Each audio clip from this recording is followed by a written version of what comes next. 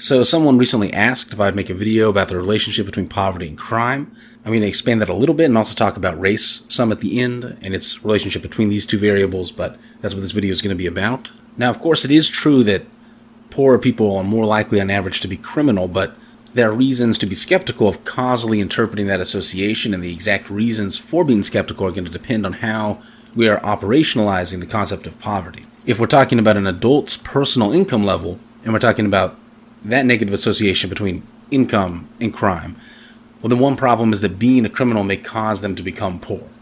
Right. And a more fundamental issue is that personal income and criminality share some plausible causes, things like low IQ, impulsivity. I'm mostly here thinking of these kinds of psychological variables. If instead we're talking about parental socioeconomic status, then we have this issue of parents being criminals or being psychologically disposed towards criminality via traits like impulsivity and low IQ. Either of these things can lower their own socioeconomic status, which will then therefore lower their kids' parental socioeconomic status, and these same traits can increase their kids' risk for criminality via inheritance. And so you can have a situation where, for example, very impulsive people end up poor, they have kids. Through the effects of genetics, those kids are also very impulsive. High impulsivity predisposes people towards committing crimes, and so therefore poor kids are more likely to commit crime, but it has nothing to do with the causal effects of poverty. And because neighborhood poverty is largely a function of how rich your parents are, the association between neighborhood poverty and criminality has a similar difficulty. By the way, if my voice sounds a little weird in this video, I am still a bit sick, and so that's why. But anyway, turning to the empirical literature on this question, the first paper I want to look at is this paper by Schwartz and Beaver. And the paper is not directly on the relationship between poverty and crime as its main topic, but nonetheless one of its tables contains an interesting piece of information. We can see here from table 3 of that paper, and we're going to want to concentrate on model 1, that parental socioeconomic status is not related to the probability of someone being arrested once you control for things like IQ and impulsivity. And so that right away gives some credence to the worries that I just expressed about causally interpreting these associations. While this is not the topic of the video, I also want to note, just because it's on this table, that if you look down to the race section of this table, you'll see that someone being black is not associated with them being arrested either once you control for these sorts of variables. Just one of many studies showing that if you control like black and white people, they're either treated the same way or black people are treated better by the criminal justice system. Now, the next study I want to look at comes from Sweden, and it's a, quote, total population study. So it's based on data following everyone born in Sweden between 1989 and 1993. And the approach it's taking to assess the causal impact of family income on, in this case, violent crime, is to compare siblings, and to see the degree to which it is true that the sibling who grew up while the family was poor ends up being more likely to commit violent crime. Now, the way they describe their own results in the abstract is as saying that children of parents in the lowest quintile, that is of income, experienced a 7-fold increased hazard ratio of being convicted of violent criminality compared to peers in the highest quintile. This association was entirely accounted for by unobserved family risk factors. Similar pattern of effects was found for substance abuse. So it's saying that it is not true that the sibling who grew up while the family was poor was more likely to commit violent crime or to abuse drugs. Now, if we look into the study itself, past the abstract, and we see its confounder list, and we see that it's also controlling for things like gender, birth year, birth order, parental education, parental age, and parental history of being admitted to a hospital for a mental disorder. And that's because some of these things could change, which themselves could affect offspring criminality. Right, like you might be more likely to commit a crime if one of your parents goes insane, for instance, and that could also cause a decrease in your family's income. But you committing more crimes would not actually be because your family lost income, it would be because one of your parents went insane. And so you want to control for these sorts of things as well when you're doing this kind of analysis. And we can look at the table displaying the statistical results, and it all checks out, nothing too funny looking. The numbers say what the authors indicated that it said. The next paper I want to look at is a similar study from Finland, which again is a nationwide study, over 650,000 individuals involved in the study. And the key messages, according to the authors, this is how they summarized their paper for the general public. They say, quote, The causal nature between child family income and subsequent risk for psychiatric disorders, substance misuse, and violent crime remains unclear. In this Finnish cohort study of 650,680 individuals, we initially found that increased family income was associated with lower risks of psychiatric disorders, substance misuse, and arrest for a violent crime. However, once we compared siblings who grew up in the same household, but were exposed to varying income levels at specific ages, the associations were no longer present. Associations between family income and subsequent psychiatric disorders, substance misuse, and violent crime arrest were therefore explained by shared familial risks and were not consistent with a causal interpretation. So that's all pretty straightforward. We can see they have a kind of nice looking graph displaying this result. Another noteworthy thing about this study is that it looked at this divided up by age group to see if maybe poverty might not matter on average in childhood, but maybe it matters at a particular age period. And they found no support for that hypothesis, whether you were looking at age 1, 5, 10, or 15, the results were the same. Alright, so the last of these Scandinavian papers I want to look at has to do with neighborhood deprivation. Similar study design, once again over a total Swedish population, so absolutely ginormous sample size. And the way the authors describe their findings is, quote, "In the crude model, an increase of 1 standard deviation in neighborhood deprivation was associated with a 57% increase in the odds of being convicted of a violent crime. The effect was greatly attenuated when adjustment was made for a number of observed confounders. When we additionally adjusted for unobserved family confounders, the effect was no longer present. Similar results were observed for substance misuse." And so they go on that they found the adverse effects of neighborhood deprivation on adolescent violent criminality and substance misuse in Sweden was not consistent with a causal inference. Now, one thing we might wonder is how they measured neighborhood deprivation, and they write that it was derived from variables consisting of the proportion of welfare recipients in an area, unemployed individuals, immigrants, divorced individuals, the proportion of individuals who had not finished secondary schooling, residential mobility, neighborhood crime rates, and neighborhood median disposable income. So those are the variables that went into this measure of neighborhood deprivation. And we can see, looking at their table 4, that the crude effects model suggests that a 1 standard deviation increase in neighborhood deprivation is going to increase your risk for violent crime by 57%, substance misuse by 31%. But in the within sibling adjusted model, we find that there's a statistically insignificant effect of negative 4%, so a 4% reduction in your risk, but again, not statistically significant in the case of violent crime, and a statistically insignificant increase of 5% risk in the case of substance misuse. Now, the next study I want to look at is from America. It's of 503 individuals. I believe they're all males, if I remember correctly. And instead of looking at siblings, it's using individuals as their own control in a sense.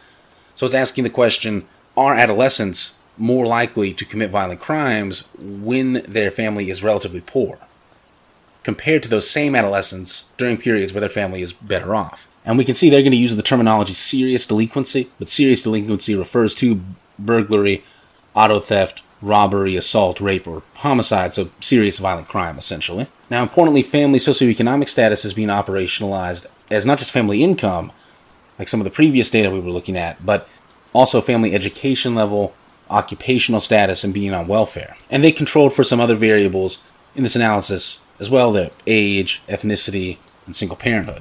And what they found is the opposite of what the studies we were just looking at indicated. So that if you look at the within section of their table 5, and we're going to be looking at the second column of that section, we can see the effect for socioeconomic status being an odds ratio of 0.53.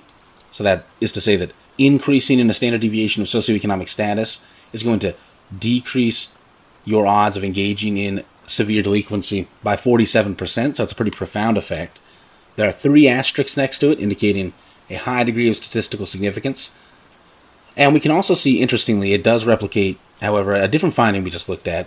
So neighborhood affluence has no effect. And something we haven't really looked at, and which isn't what this video is about, but it's still worth mentioning because it's on this table and it's interesting, is that variables like family stress, family involvement, reinforcement, these variables of how people are being parented also had no effect. So this paper is finding that parental socioeconomic status had an effect on adolescent delinquency, but that effect on delinquency is not explained by the neighborhoods they were living in, nor is it explained by parenting or family stress, these variables that you might expect would be the product of changes in family socioeconomic status. Now, obviously we have a conflicting set of findings here, and there are a few ways we could look at this. So the way that I'm inclined to look at this is to say that this study had a sample of 503, which is far lesser than the Scandinavian studies. And it operationalized socioeconomic status in a way that is more broad than just family income. And so what we might be looking at here is, for instance, the causal effect of a change in parental education rather than income. There's no way to tell. And it had fewer controls. So, for instance, I noted before that those Scandinavian studies were controlling for if one of your parents, for instance, went insane. And this study does not do that. And so, for those reasons, I would favor the Scandinavian studies over this study. Now, of course, another perspective would be to argue that the Scandinavian studies may very well be true for Scandinavia, but this study is reflecting the truth in America, and the thing that causes the differences between these two areas is the generosity of the welfare state, what it's like to be poor in these different places. And what I would say to that is to just remind people that in America, we do give people that are genuinely poor subsidized or free housing, food, and healthcare. And so it isn't obvious to me what it is that poor people in Scandinavia would have that poor people in America do not have, which is going to have this causal effect on adolescent criminality. And so for those reasons, I find the Scandinavian data more compelling than this American data. And with that said, let's move on to another data line of evidence, you could say. And this one has to do with business cycles. Because when business cycles occur and there's a recession, a bunch of people get poorer, but it's pretty much random, right? It has nothing to do with them individually. It's an economy-wide phenomenon. And so, if poverty causes crime, then you would expect crime to go up during recessions. Now, this paper looked at 13 business cycles in America, and what it did, they write, quote, Table 1 presents the average annual rate of growth between each trough and the subsequent peak, and the percentage change during the subsequent year, for murder, robbery, burglary, and auto theft. And these four crimes were chosen because their measurement has remained relatively constant over the time in question. And so, just to reiterate, what it's doing is it's looking at a given, say, business cycle and saying, okay, this is when the last business cycle hit its bottom. And this is how long it was until the next recession started. Right. What is the average rate of change in these crime categories over that period? And then let's compare that to the rate at which those crimes changed during the first year of the recession. So, for instance, in Table 1, we can see that the annual growth average over that period in murder from 1933 to 1937, murder was going down by 2.4% per year on average. But the first year of the recession that took place in 1937, it went down 5.7%. And so if that was the only data point, you would say that that was evidence that recessions decreased murder rates. But in fact, if you combine all this data together, then it indicates that recessions on average have no effect on murder, somewhat increase the rate of robbery and burglary, and somewhat decrease the rate of auto theft, which is a kind of weird set of findings. Now, the issue I have with this is that I think that it's not appropriate to take an average over that kind of long time span that I was talking about before. And to see why, we can look at this figure on property crime rates and recessions from 1960 to 2009. And if you look in the 1970s and you see these two recessions, and if you imagine that we had taken the average from the low point of the first recession to the beginning of the second recession, and then compared that to the trajectory of crime during the 1973 to 75 recession, then what we would conclude is that during the first year of that recession, property crime had been increasing at a greater rate than it had been on average over the last few years. And that's true, but what this kind of graph makes obvious is that crime had begun to accelerate just prior to the recession beginning. About 2 quarters, it looks like, prior to the recession beginning. And so applying the kind of analysis we just saw to this data would misleadingly make us think that the recession is what caused property crimes to start increasing. And in fact, if you look at this graph for a minute, I think what you'll see is that there are instances of crime rising during recessions, instances of crime being flatlined during recessions, instances of crime decreasing during recessions, and there's no consistent relationship here between the rate of property crime, the change of the rate in property crime, and whether or not a recession is going on. And that lack of consistent effect, I think, is evidence against the view that poverty causes property crime. And we can see here the same kind of thing for violent crime, and everything I just said about property crime applies equally well to this violent crime. And so for that reason, I think contrary to what, as we saw some academic papers say, I think that actually the relationship between recessions and crime rates does not evidence a causal relationship between poverty and crime. Now, the next set of studies we're going to look at have to do with American welfare programs and analyzing the impact that specific programs have had on crime rates. But before we do that, we're going to have to get a little bit technical. Just a little bit, not anything beyond like what a freshman might learn. Because I'm going to do some complaining about p-values and statistical significance, and so we need to know what those things are before that conversation. So statistical significance is something we consider when we're faced with the problem of, like, we've observed an effect, right? Some difference between means, say, something like that, just any kind of effect. And what we want to know ultimately is how likely is it that the difference we're observing reflects a real difference rather than it being some kind of false positive, some kind of error that our design has produced that will indicate to us that there is a difference between two means when there actually is none. And by actually is none, I mean, of course, there might be in our sample, but if we looked at the total populations from which these samples were derived from, right, we would find that there's actually no difference. Now, a lot of different sources of error can go in to a design to produce a false positive. And statistical significance has to do with one of those sources of error, which is called sampling error. And sampling error is a kind of, it's sometimes colloquially called a kind of random error that is generated just by taking finite samples from a much larger population. A real population or a hypothetical population, for that matter, as we'll see in this example. So, if you have a coin, and for some reason, this is a bizarre situation with this, you have this coin and you're flipping it, trying to figure out if it has heads on both sides or not, because for some reason you think it might, someone told you or something. The first time you get heads, that's not very good evidence one way or the other, because there's a half chance that'll happen in any case. If you flip it 5 times in a row, and each time you're flipping this coin, for some reason you can't just turn it over because this is an insane hypothetical that makes no sense in the real world, but for some reason you flip the coin 5 times in a row, and each time you get heads, well, you might say that there's only a 3% chance of that being produced by that kind of randomness. That's the kind of that is sampling error. That's the kind of error that statistical significance has to do with, is the kind of error that would only produce 5 heads in a row 3% of the time, assuming that the coin actually, in fact, has heads and tails on it. And so if you have a given correlation and the p-value is 0.04, you say, okay, there's only a 4% chance that sampling error will produce this correlation if these two variables in the total population from which we have sampled them actually don't correlate. Now, that does not mean there's only a 4% chance that they actually don't correlate, because, like I said, there are lots of other sources of error other than sampling error. Now, empirically, what is the case is that p-values of about 0.05, and that's the typical line for statistical significance. We call something significant if it has a p-value of 0.05 or lower, that those p-values which are around 0.05, 0.04, they replicate about 30% of the time. And to get to a point where you're more likely to replicate a finding than not, you need a p-value of 0.005 or lower. Now, the last thing to say about p-values has to do with correcting for multiple testing. And this is pretty simple to understand, I think. A p-value of 5%, right, will tell you that sampling error is only going to produce a given effect size strength 5% of the time. But if you run 40 statistical tests and say 2 of them come out as statistically significant, that's exactly what you would expect sampling error to do, right? 1 per 20 is 5%. And so this isn't the end of the world. This isn't that complicated. There's very easy ways to correct these p-values for the expectation that because you're doing lots of statistical tests, sampling error is going to produce effect sizes that if you were only doing one test, you might think are statistically significant. But these corrections are just often not done, and we're going to see some examples of them not being done in a minute.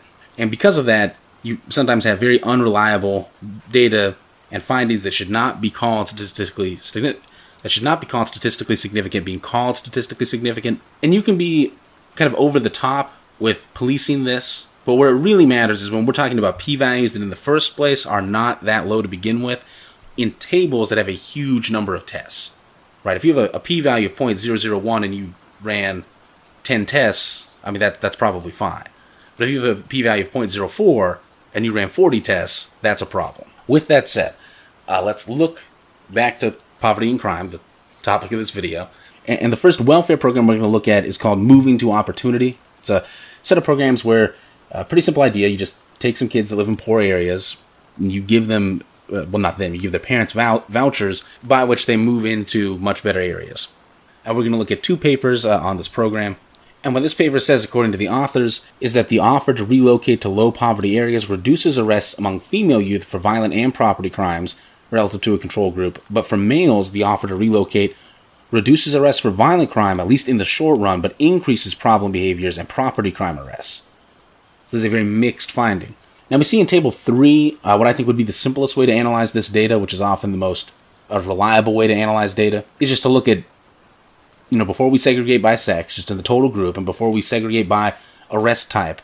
Because the more you do that, the more different tests you have to do in order to get your analysis, and the more tests you do, the more likely it is that you're going to get random noise findings in your data. So the simplest thing to do, right, is just the total group. Did the kids who got moved to these better areas have fewer arrests? Yes or no? And the answer to that is no. There was no statistically significant effect on lifetime total arrests for the experimental group compared to the control group. Now we can look at this table and see the kind of results that the authors are describing in the abstract. And what we see is, as they describe, fairly modest effects, but effects of decreased violent and property arrests, but not drug arrests or other arrests for females, and then no effect on arrest types for males except for property arrests, which actually increased. Now, a basic issue here is that these asterisks indicating statistical significance just indicate that the p-value was at least 0.05 or lower. They don't give us the exact p-values, and there are dozens of tests going on in this paper, and no mention of any correction for the number of tests going on when calculating the significance. But I would encourage you to kind of hold this to the side for a second, and before we make a decision about how to interpret this data, let's look at another paper, which is analyzing the same programs a little bit later in time, so having a little bit more of an expanded data set on it, and analyzing it in a slightly different way. And what this paper finds is a bit different. It says, quote, "We find the offer for a housing voucher generates large improvements in neighborhood conditions that attenuate over time." So this is them validating that they do in fact move into better neighborhoods. And initially generates substantial reductions in violent crime and sizable increases in property arrests for experimental male groups. So again, the thing in common here is an increase in property crime for males, which is not maybe what you would expect if you were a big advocate of reducing poverty in order to reduce crime. Now, if we dig into the paper, it says, quote, that in Table 2, we see that MTO, moving to opportunity, had few statistically significant effects on youth arrests averaged over the entire follow-up period. There are signs of sizable effects on arrest rates concentrated among males during the first 2 through 4 years following random assignment. And this is what they're talking about. We can see, the thing I've highlighted is this effect of 3 to 4 years since randomization. There's a negative effect on the violent crime rate. If we look down to the D panel, we can see a positive effect for property crime. But we also see that if you go 1 year later to 5 to 6 years after randomization, that in neither case is there any effect. And that the effect for property crime, in fact, only exists in that 3 to 4 year period and not in the 1 to 2 year period. Now, in terms of statistical significance, we have a little bit more to go on here. The finding that I've highlighted, which is this negative effect on violent crime, has 2 asterisks. Now, normally that would mean a p-value of 1% or less, which would indicate a relatively reliable finding. But in this case, we find that that is indicated in this paper by 3 asterisks. The 2 asterisks is significant at the 5% level, and 1 asterisk is significant at a 10% level. Now, 10% level is not even normally used in social science. We've already seen empirically that we should not expect these findings to replicate. They're extremely unreliable, even if we're talking about a p-value of around 0.05, so they've lowered the bar of evidence to make it less rigorous than social science, which already has a replication crisis, normally is. And so the summation of these 2 papers where they find somewhat different things, with findings that are quite weird, that increasing crime in one group, decreasing crime in another, but only during certain years after randomization and not too soon and not too late. And all these findings have p-values which are very questionable, and nothing's being corrected for multiple testing. So to me, this all looks most plausibly explained by noise, and I would tend to think that this indicates that the program actually just didn't really affect crime. But it's important to note that if you don't agree with me and you think that this is a legitimate, reliable finding, then we're still going to contradict the mainstream sort of narrative on property and crime, which would be specifically that poverty causes property crime because then you don't have things, and if you don't have things, then you have to get them via crime. But this paper actually finds that you're going to, by moving kids into better areas, increase the property crime rate if they're male. Now, you might decrease it a bit among females, but almost all crime is committed among males anyway, so that overall the effect here is surely going to be a positive effect on property crime. And a negligible, basically no effect on violent crime, because women basically don't commit violent crime to begin with. And so I don't think there's any way of interpreting these set of studies so as to say that they support sort of the common narrative on this topic. But again, my preferred interpretation is that it's plausibly just noise. Now, another thing we want to talk about is Head Start. We can see from this paper describing Head Start, in case you don't know, that, quote, Head Start's mission, which is a program by the government, is to promote school readiness by enhancing the social and cognitive development of children through the provision of educational, health, nutritional, social, and other services to enrolled children and families. In practice, the program focuses on whole child development rather than academic preparation for kindergarten through content instruction. Although there have been calls in recent years to make the program more academically oriented, funding guidelines require that 90% of participants must be at or below the federal poverty line, on public assistance, or be foster children. Thus, high-quality preschool education is beyond the means of most participating families. In addition to preschool education, Head Start provides services such as medical, dental, and mental health care, including nutrition and child development assistance and education for parents. And Head Start is a 9-month full-day or part-day program. It goes on. So the point is that Head Start, of course, doesn't just give families money. So in that sense, it is not directly related to our question, but Head Start gives poor families many of the things that we might think poor families lack, which might causally explain the association between family poverty and crime. Better nutrition, helping dealing with the kids, taking care of the kids, alleviating stress on the family, helping kids with homework, those sort of things. Healthcare. And what we can see from Table 5 on this paper is that Head Start, firstly, we should say Head Start is enough of a program to matter. So it does decrease the chance that a kid will end up repeating a grade, having a learning disability. It increases the chance of them graduating high school. And it decreases the chance that they'll be in poor health. So there are good effects from Head Start, but one of those effects is not crime. It has no effect on the likelihood that the kid is going to grow up to be a criminal. And so that, of course, is evidence against the view, and not direct evidence, but it's indirect evidence, I think, against the view that poverty has some significant causal impact on crime. And I should mention, if I haven't said it already, that I'm talking about poverty in a first world context. A third world context is a totally different question, and there is significant evidence on that, and I think it's reasonable to say that poverty in a third world context does cause various kinds of crime. But this video is about the first world. And the last welfare program I want to look at is the Supplemental Security Income Program. This is a paper looking at what happened to adolescents who were given disability-based income, right? Free money because you're disabled. They're looking at those kids and a change in the federal program that happened in the late 90s where when you turned 18, if you were on this program, you had to have a medical review. And some of the kids were kicked out of the program because at some point they were disabled, but now their disability didn't quite meet the threshold to get onto this welfare program. And so what you can do is you can ask the question, kids that were on this program right before this policy change happened, how many of them grew up to be criminals, given that they were all just assumed to continue to be disabled and so kept being given this free money, compared to the kids who turned 18 right after this policy change? How often did they grow up to be criminals? And what the paper argues basically is that there was an increase in the crime rate in that second group of kids, and that this is most plausibly explained by this change in policy and some of them getting kicked off of this program, thus showing a causal effect for free money on crime. And we can see here the figure 3, which sort of gets to the heart of this. It's fairly self-explanatory, but the right and left are looking at how long it's been either positive or negative since this change in policy, and whether you're looking at number of charges or the annual likelihood of incarceration, there is a kind of sudden change in the trend, a sudden jump up following this policy change and having your 18th birthday relative to the date of that policy change. Although I would also encourage everyone to look at the actual axes here and see that it's not a humongous change or anything. If you look at people who had birthdays right before and right after the change, you might say something like, well, their average number of charges went from, whether that be 2 to like 2.2, maybe 2.15, something like that. Now, importantly, we see here that this effect is only true for the number of income-generating charges. So charges for crimes that plausibly you're doing for income, something like stealing stuff, prostitution, that kind of thing. And that for crime in general, there's not much of an effect here. You can do this analysis and the lines are a little bit different, but that mostly looks like just one continuous line, which is good. That's what theoretically you would expect. If this data analysis really is picking up on causal effects, then it should be picking up on, it should come out like this. We'll just say that. Now, by crime type and by race is a somewhat interesting way to break this data down. This chart's a little weird, so what it shows are these arrows, and the number of charges you would expect someone to have, the sort of filled in dot at the beginning of the lines.